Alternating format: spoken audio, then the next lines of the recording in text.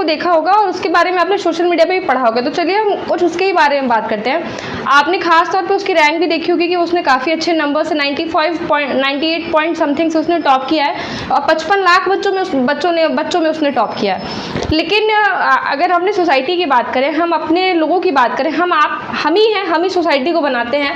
हम सब कहीं ना कहीं जो भी लोग हैं, बहुत सारा मैंने भी कुछ पोस्ट देखे जिस पे लोग उसको बहुत ही उसके फेशियल हेयर की वजह से ट्रोल कर रहे हैं और साथ ही साथ फेशियल हेयर के साथ ट्रोल भी कर रहे हैं और कहीं ना कहीं बहुत लोग उसको ये लिख रहे हैं कि आप, बहुत लोग रेजर गिफ्ट कर रहे हैं उसको कि आप अपने फेशियल हेयर को रिमूव कर लीजिए। बहुत लोग उसकी AI से कन्वर्ट करके उसकी पिक बना रहे हैं और बोल रहे हैं ये पहली वाली जो यही है प्राची निगम, मतलब ये जो हेयर वाली पिक है ये प्राची की नहीं है। तो मुझे इस पर थोड़ा सा लगा कि आप सबसे बात करनी चाहिए, जस्ट बिकॉज हम कनेक्टेड हैं। कहीं ना कहीं मेरे पास एक प्लेटफॉर्म है जिससे मैं आप सबसे कनेक्ट कर सकती हूँ। तो मुझे ये नहीं समझ में आता है कि मतलब ये कौन सेट करता है ब्यूटी का रूल, मतलब सुंदरता के रूल किसने सेट किए हैं? Who did set the rules of beauty? कि मतलब जो आईज है हमारी बिग होनी चाहिए, नाक जो है लंबी पॉइंटेड होनी चाहिए, कलर बहुत ही फेयर होना चाहिए, हाइट इतनी ही होनी चाहिए।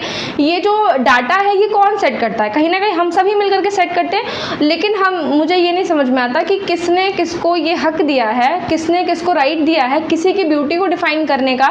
कहीं ना कहीं हम उसके अचीवमेंट पे बात नहीं कर रहे हैं कि उसने टॉप किया है 55 लाख बच्चों में, जो कि अपने में ही बहुत बड़ी बात है। अगर हम उसके अचीवमेंट की बात करें तो शायद बहुत अच्छी बात है, आगे वो शायद बहुत अच्छा कुछ करेगी। हमको अपने यूथ को कहीं ना कहीं मोटिवेट करना चाहिए उसको दिखा के। बट हमारा नज़रिया क्या है, हम उसके ब्यूटी को देखते हैं। हम हमेशा ही मतलब गर्ल्स को भी और बॉयज़ को भी बोलते हैं कि हम हमेशा क्यों किसी की पर्सनल अपीयरेंस से उसको जज करते हैं, किसी के कलर से उसको जज करते हैं, किसी की बॉडी स्ट्रक्चर से उसको जज करते हैं, किसी की हाइट हेल्थ से वेट से उसको जज करते हैं। क्यों हम अपने ये जज करने का नज़रिया चेंज नहीं कर सकते? क्यों हम ये देखते हैं कि नई लड़की बहुत ही मतलब गोरी है, बहुत ही फेयर है तो दिस इज़ कॉल्ड ब्यूटी? क्यों इंडिया में कोई भी बहुत गोरा से गोरा इंसान जो होगा वो यूरोपियंस के लिए वो काला ही होगा। इंडिया में कोई कितना भी ब्लैक होगा, कोई कितना भी ब्लैक शेड का होगा, वो कहीं ना कहीं वेस्ट इंडीज से और साउथ अफ्रीकन से ठीक ही ठाक कलर का होगा। तो ये कौन इसको सेट करता है? कम से कम जो चीज़ें पहले से चलती आ रही हैं उसको तो हमें चेंज करना चाहिए, हमें अपने नज़रिए को चेंज करना चाहिए।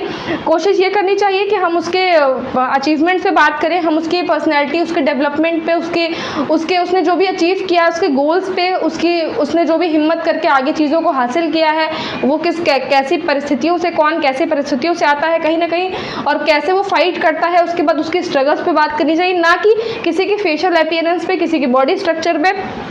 This is very bad. मुझे लगा कि ये वीडियो जो है वो आपके साथ कनेक्ट करना चाहिए, क्योंकि कहीं ना कहीं हम भी उन्हीं लोगों में से 100 लोग अगर एक ही बात करते हैं तो हम भी कहीं ना कहीं 101 लोग बन जाते हैं और उसमें हाँ में हाँ मिलाते हैं।